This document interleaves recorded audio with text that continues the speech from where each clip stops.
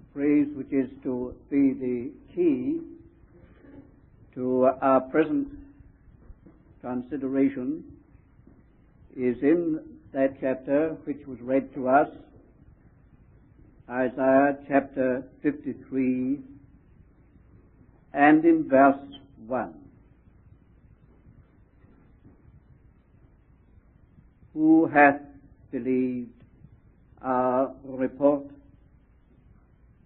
And to whom hath the arm of the Lord been revealed? Phrase is, the arm of the Lord.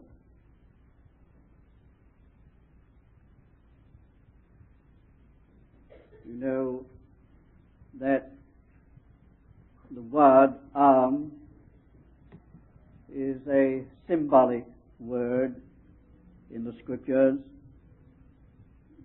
used very many times,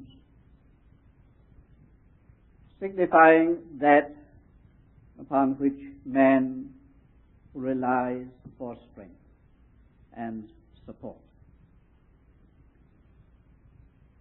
The larger phrase, the arm of the Lord,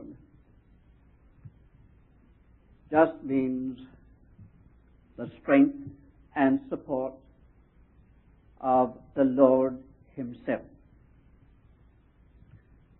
The arm represents the person. Sometimes the person is in weakness, and his arm is described as being weak.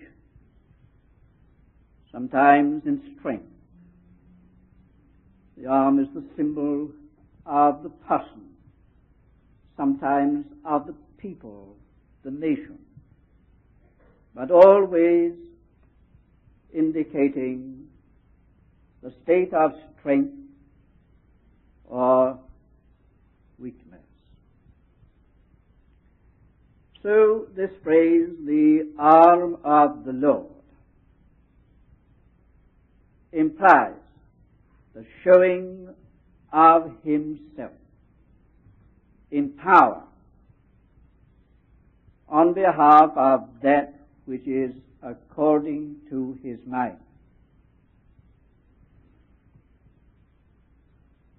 To whom will the Lord show Himself in power? To whom will the Lord make bare His arm? To whom hath the arm of the Lord been revealed? Now, while in the Bible there are very many incidents in which the arm of the Lord is shown, there are particular occasions characterized by this phrase. For instance, we have repeated reference to the bearing of His arm, the stretching forth of His arm in the bringing of Israel out of Egypt. It is referred to so often as an outstanding occasion of the Lord's showing His arm, stretching forth His arm, bearing His arm, the lighting down of His arm.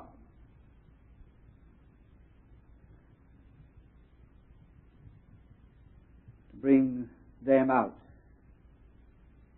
the arm of the Lord was revealed.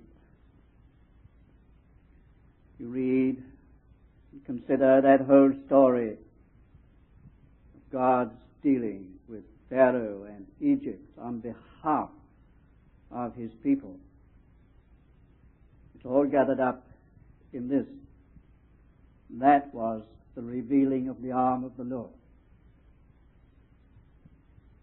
Of course, it is but an illustration. The emancipation of an elect people from the kingdom of this world and of darkness. For that the arm of the Lord is revealed. Or again, Israel's deliverance from Babylon. It was another occasion when the arm of the Lord was revealed. How often that is the way in which it was regarded. The arm of the Lord stretched out over Babylon, brought down her rulers,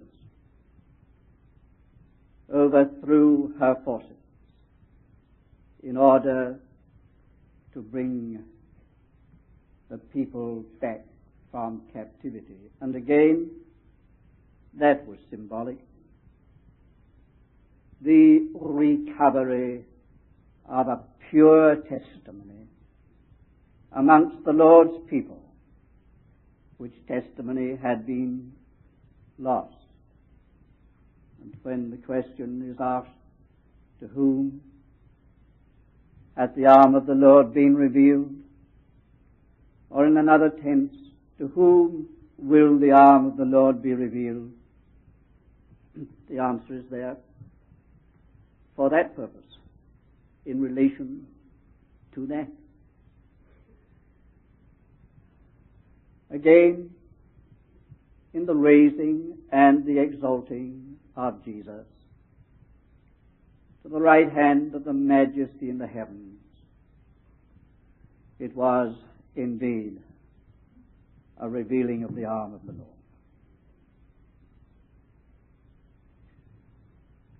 And still further, in those early days of the church, how wonderful was this revealing of the arm of the Lord. Those first chapters of the book of the Acts, again and again, his arm was stretched out. When they were suffering persecution, martyrdom, few met together for prayer, and they prayed, "Grant to thy servants boldness, while thou stretchest forth thy hand, and mighty signs and wonders are done." And Herod came under the impact of that arm. Saul of Tarsus came under that same impact.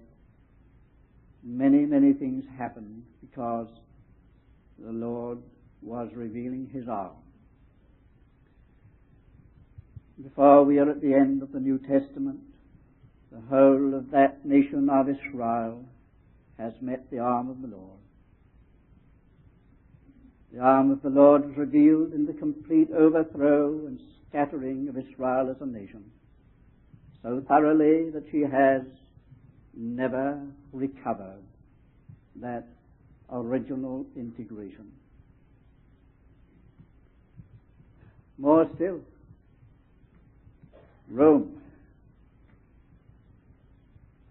unleashed all her forces against the Lord and against his anointed, but met the arm of the Lord and was completely destroyed, ceased to be an empire and a nation. Just a few examples in history of the revealing of the arm of the Lord. In answer to this question, to whom is the arm of the Lord revealed? Now, as you will probably have noticed, there are several features common to every one of these instances. One, the exalting of world powers against God. Common feature in every case. the lifting up of the head on the part of the powers of this world against the Lord and against his anointing.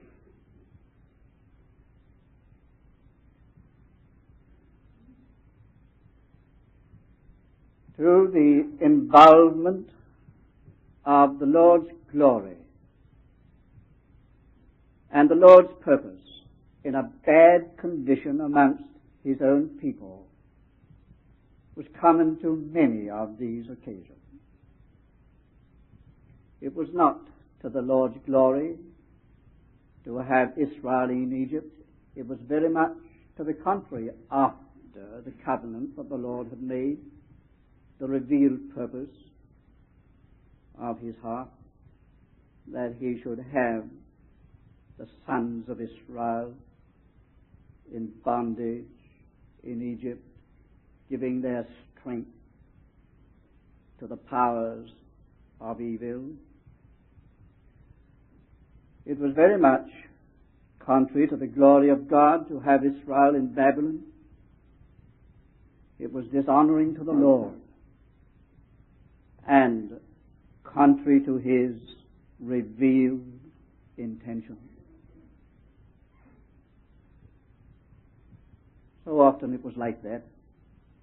The Lord revealed his arm because of a condition amongst his own people. And then again, there was a cry from within. Cry from within on the part of an instrument of intercession. There was Moses, in touch with God right from the inside in relation to this situation. There was Daniel and a few others with him right on the inside of the situation, crying to God. There were those prayer meetings in the book of the Acts. The cry of the elect to be avenged. This was a feature common to the intervention of God again and again.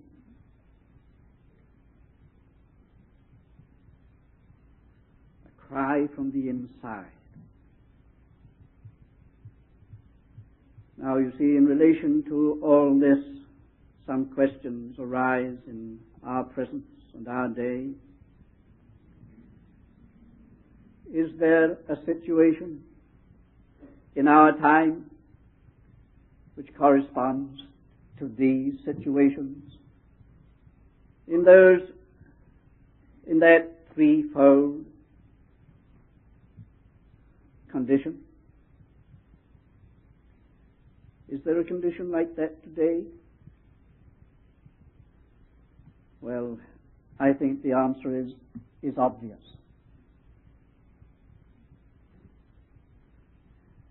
Are world powers lifting up their heads against the Lord?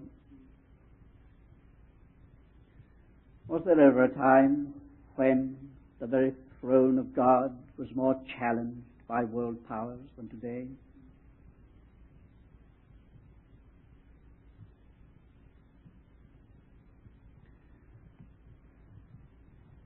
Is there a condition in Christianity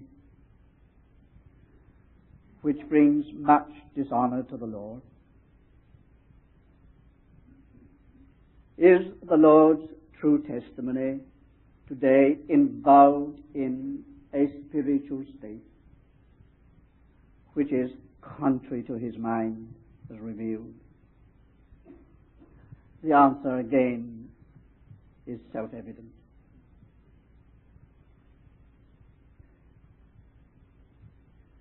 Dear friends, it is impossible in these days to move about this world without meeting these two things and being almost overwhelmed by them. The tremendous force set against God.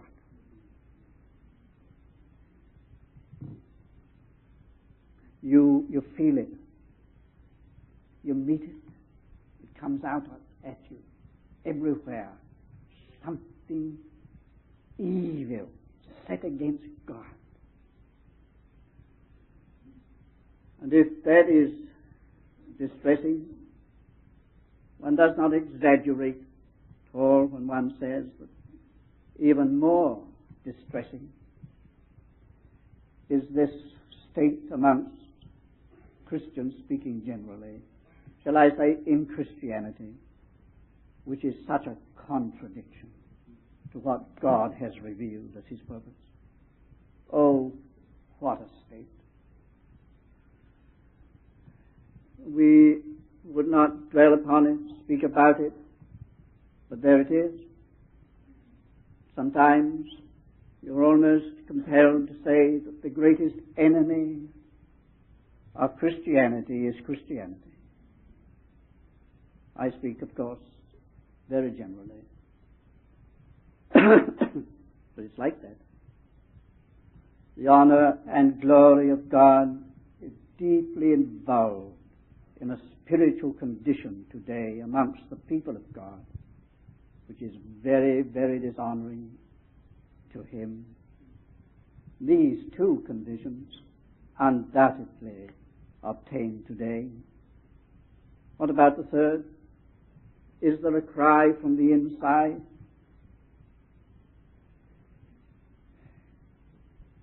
It's difficult to say very much about that. Yes and no. There is a growing sense within the heart of many children of God, things are not right. There is I think, a cry deep down in many hearts for some changing of the spiritual condition of the Lord's people. A real sense that this is not what the Lord meant. There is that. With all the very general satisfaction with so little, there is within a cry, a discerning and understanding cry, born of a knowledge that the Lord meant something other for His church than this. This could never answer to God's standard. This is a growing consciousness right at the heart of things, and perhaps it's stronger and its expression is greater than we are able to assess. But it is there. And even if it was Daniel and perhaps 3 or 4 or half a dozen in Babylon, that was enough for the Lord. That was enough. It was there. The Lord must have it. It was there. It was enough. These 3 things surely do obtain today. Therefore, is it not time that the arm of the Lord should be revealed again? I would put a lot of emphasis upon that last point. The great need of a deepened and strengthened cry to God. I'll come back to that again presently.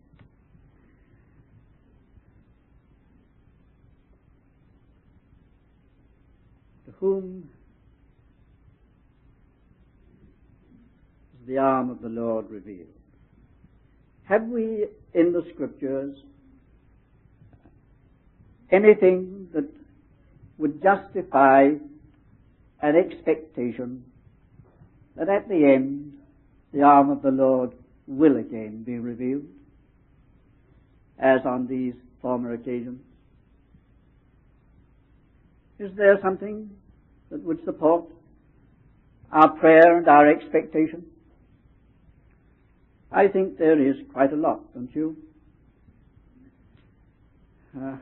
You know, on the day of Pentecost,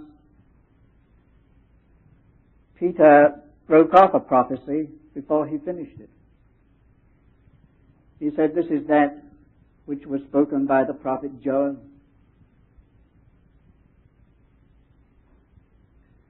And what happened on that day, that to which he referred stopped at a certain point. It stopped at the outpouring of the Spirit. But Joel's prophecy, which Peter quoted to the end, did not have its fulfillment on that day. Almighty things were included in that same prophecy, which was suspended from the day of Pentecost for a later day. You look at it again in Acts 2:19 and see. Those things are held in reserve for another time. Again, you remember when the Lord Jesus, returning from the wilderness in the power of the Spirit, went to Nazareth, and the roll was given to him to read. He opened it at Isaiah 61 and began to read. And he stopped before he finished the prophecy. He stopped at a point and left a part of that prophecy unread. The acceptable year of the Lord. And he sat down. And he did not finish with, and the day of vengeance of our God. That's suspended. That has yet to be. Then we have a chapter like Matthew 24, that section from verse 29, all pointing to what will happen at the end, the day of the coming of the Lord. It's full of the marks of the bearing of the arm of the Lord, the intervention of God at the end time. Those things have not all been fulfilled yet. And it's impressive, is it not, that some of the things there in that very section are identical in language with the remainder of Joel's prophecy. Things suspended for a later day.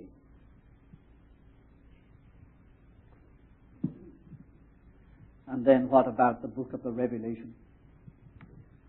Whatever interpretation we accept of that book, historicist, futurist, or whatever it might be, you cannot get away from the fact that it all focuses upon the day of the coming of the Lord.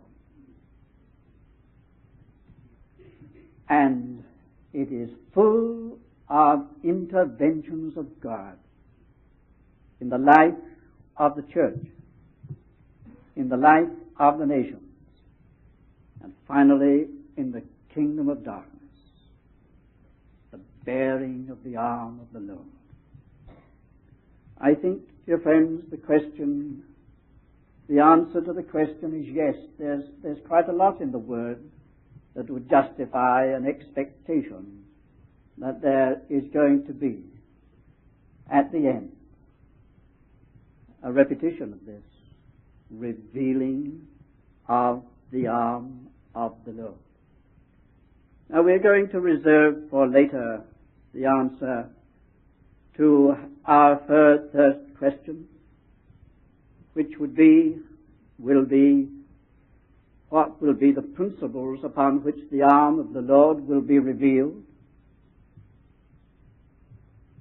at any time, for any people, or against any situation. My point at the moment is just this. There is a great need for the revealing of the arm of the Lord in our time. That need exists very strongly and very greatly amongst the Lord's own people. Indeed, it becomes a personal matter. It is a matter of very great consequence as to whether the Lord can stand with us. with his power. Stand alongside of us with his might. Show his arm for us individually. You can leave the metaphor forms of speech if you like, and just simplify it in this way. It is of tremendous importance whether the Lord can commit himself to you and to me and say, I can be with that man, I can be with that woman with my strength.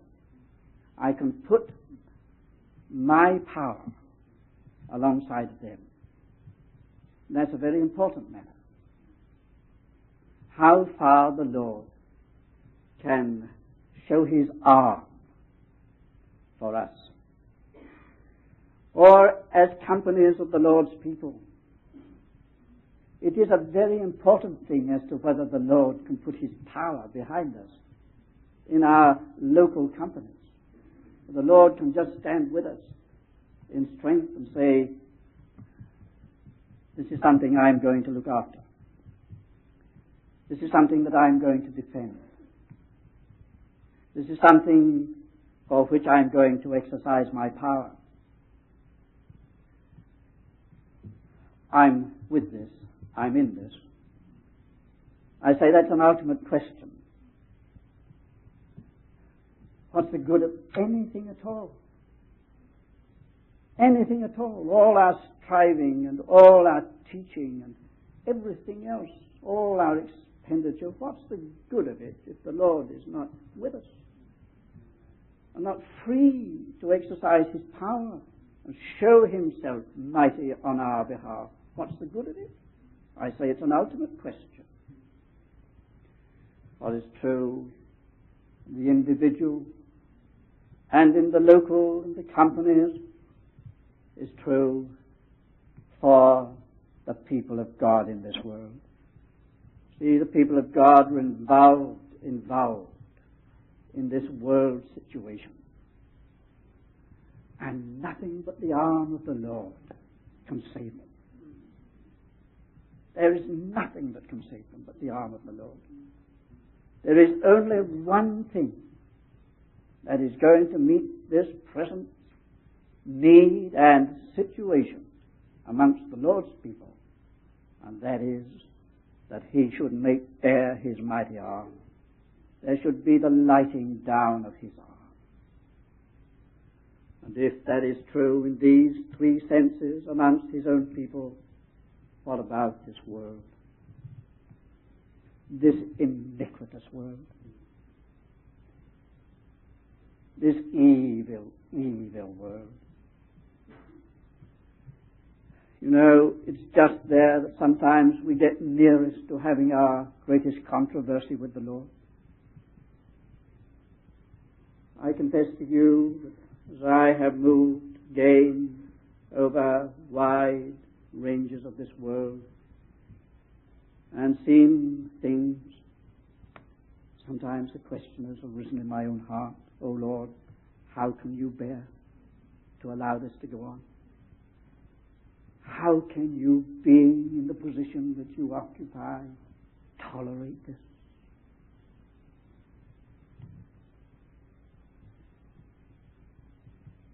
You don't think that I'm exaggerating? Well, I could take you in a very few hours and show you something that would horrify you and make you say, oh, God, bring this creation to an end soon. The evil, the suffering. Yes, it's there. And nothing but the arm of the Lord can meet it. It's like that. This is a word for the hour. And we are going to ask this question and seek to answer it as far as possible as the Lord enables later. What are the principles upon which the arm of the Lord will be revealed? Because that arm is governed, you know. There are times when the arm of the Lord is, as it were, paralyzed, is bound. It cannot move. It is not free. Yes, the arm of the Lord. The cry of prophets, wasn't it? That he was like a bound man in the midst of his people, unable to move. There are principles, spiritual laws which govern the arm of the Lord. And whether it be our own personal need of that arm, or the need in local companies, or in the church, or in the world, we must understand on what ground the Lord will exercise the might of his arm, will lift it and stretch it out and do his mighty things. I say I'm not answering that question this morning. What are those principles? That will come later. But for the present, I want to just bring into view this whole matter, the need for the arm of the Lord to be revealed. I want you to be afresh gripped by that need. This word has been with me for weeks. So I have moved about, especially in the Far East. Arm of the Lord, awake. Arm of the Lord. The need for the arm of the Lord in this many-sided world situation. Could be put in other ways. Oh, that the Lord would do something. Would really do something.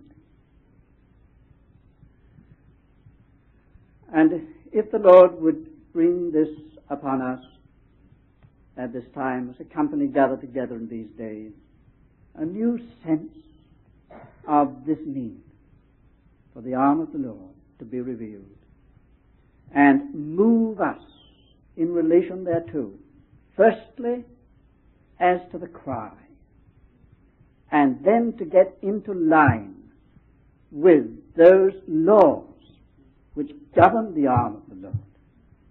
These gatherings will be well worthwhile. They will have been, I believe,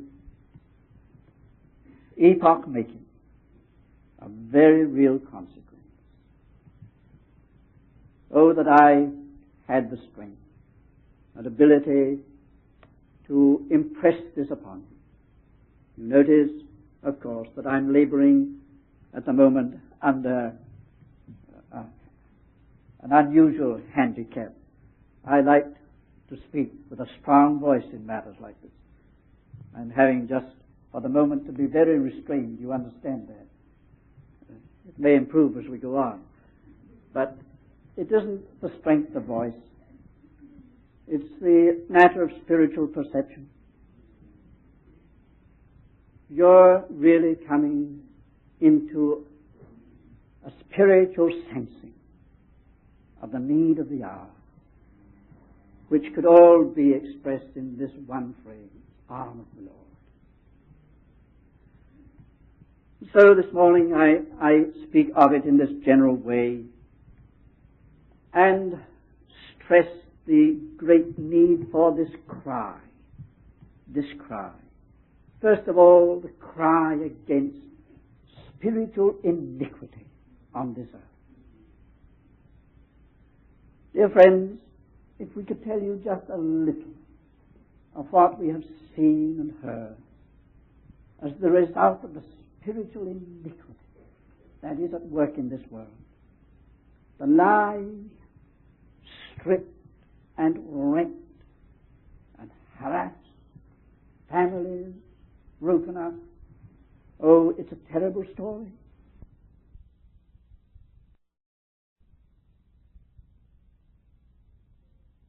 First of all, the cry against spiritual iniquity on this earth.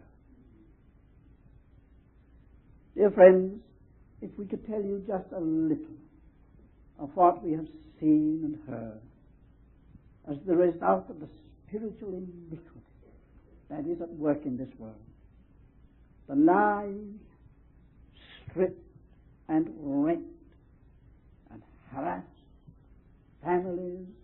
broken up. Oh, it's a terrible story. And it's all the work of spiritual iniquity. Evil. Real diabolical evil. Nothing but satanic ingenuity. It's the most clever, cunning thing. All concentrated upon ridding this world of God and what is of God as represented in men and women. It's evil. The sorrow and the suffering that we have met and touched day after day because of this spiritual evil, and that we know is going on today in parts of this world, indescribable things, utterly inhuman. Language cannot express this diabolical thing that is at work on the earth today. Oh, for a cry to heaven that will bring the arm of the Lord against this thing. Cry against spiritual iniquity, because it's spiritual iniquity. I don't think man at his worst, left to himself, could conceive these things. A cry against the dishonor of the Lord in the spiritual state of those who bear his name, generally. There again is a terrible story. Terrible story. Oh yes, the difficulty, the real difficulty for the Lord is amongst those who have on them that name Christian. There needs to be a cry raised to heaven against this dishonor to the Lord that is in what is called the Christian church. Of course, it is not that, but it's called that. And a cry against a too easy satisfaction and superficial apprehension of the great purpose of God. I tell you, dear friends, again and again, my soul has been stirred with anger